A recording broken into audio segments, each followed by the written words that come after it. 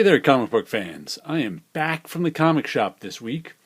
I've got 5 new comics plus Image Plus magazine. I was shorted on one comic this week. I did not get the latest issue of Deadly Class, so Ghost Critic better not spoil it with those tweets of his. I saw that one today where he was almost spoiling things. Anyway, here's Image Plus, Image's catalog. Little interviews with people,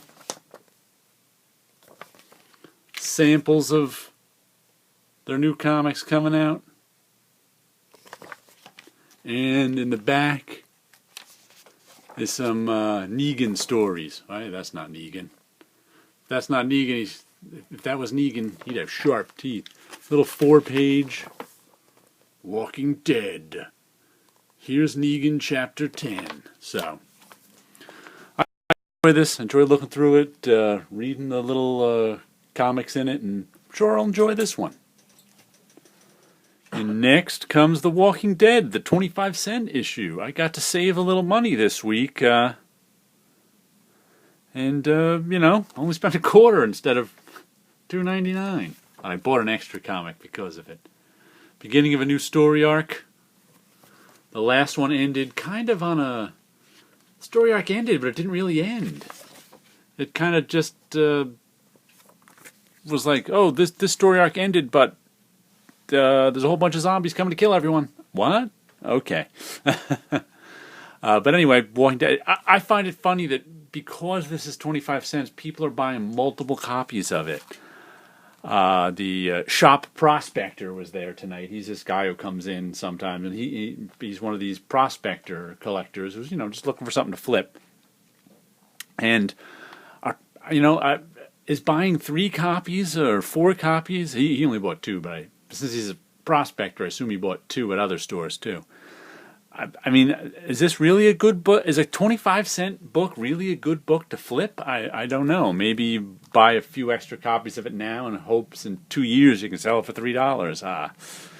Seems like a lot of trouble to go through, but I don't know. I guess people like to buy extra 25-cent copies for some reason. And here's another 25-cent comic. I bought this one only because it is 25 cents. The prospector didn't get any of these, so I guess this isn't going to be worth $3 in 2 years. Vampirella, Poor Cornell, and Jimmy Broxton. I didn't even open it up. I was just like, a quarter? Of course. I actually, the Red Sonja quarter one that came out recently, I enjoyed that one. Not enough to put it on my pull list, but I have to say I enjoyed. If money was a little freer these days, I might have bought that Red Sonja one. It was actually pretty good. In all my years reading comics, I don't think I've ever read an issue of Vampirella. Maybe one issue here or there that I barely remember, but it's never been a book that I've collected. I don't think I have any in my collection, but now I've got 1. Or should I say I've got 0. Dun dun dun! And here we go with Invincible number 132. It's funny, all these modern covers with all their stuff. As I looked at this in the pile, I thought that little mark right there was some kind of tick mark or color breaking crease. I was like, huh? What is a new comic? But they put so many flying marks on comics these days, who knows? But I think this has got a 25-cent issue coming up, too, for Image's 25th anniversary. This issue left on a cliffhanger, so we don't want to spoil too much of it, but Invincible and his little girl are in trouble since these 2 superhero, that guy there and his sister, I think, were sent to kill them all. So nothing can compare you for what Thrag has done. Been afraid. So we'll have to see if Invincible and his wife and daughter survive this issue.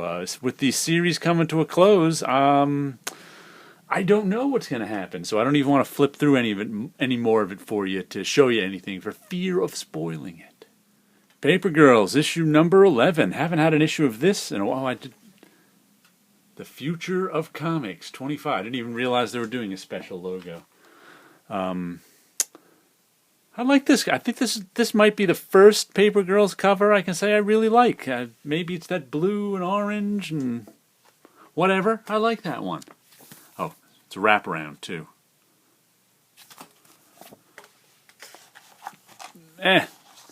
Back cover really doesn't add anything to it. But, let's see, who are our guys here? Brian K. Vaughan, Cliff Chang, Matt Wilson, Jared K. Fletcher. Writer, artist, colorist, and letterer. It's been a while since last I remember Paper Girls. Our gang of 80s Paper Girls made their way to 2016 somehow, and now they're in even the further future. This book is just weird. Are those zombie versions of them? Shooting red stuff out of their mouths? So I think they went from the 1980s then to now to even more in the future, or something came back. Oh, there's time travel on this, so there's nutty stuff going on in Paper Girls. So like I said, it hasn't been an issue in a while, so I can't wait to sit down and read this. And our final book of the week was one I didn't even know was coming out. Planetoid Praxis #1. I picked this one up because, I picked up Walking Dead was only a quarter, and also I think the original Planetoid miniseries came out in 2013, and I bought it then and enjoyed it. It was a story of a guy trying to survive on a planetoid. I guess it wasn't as big as a planet.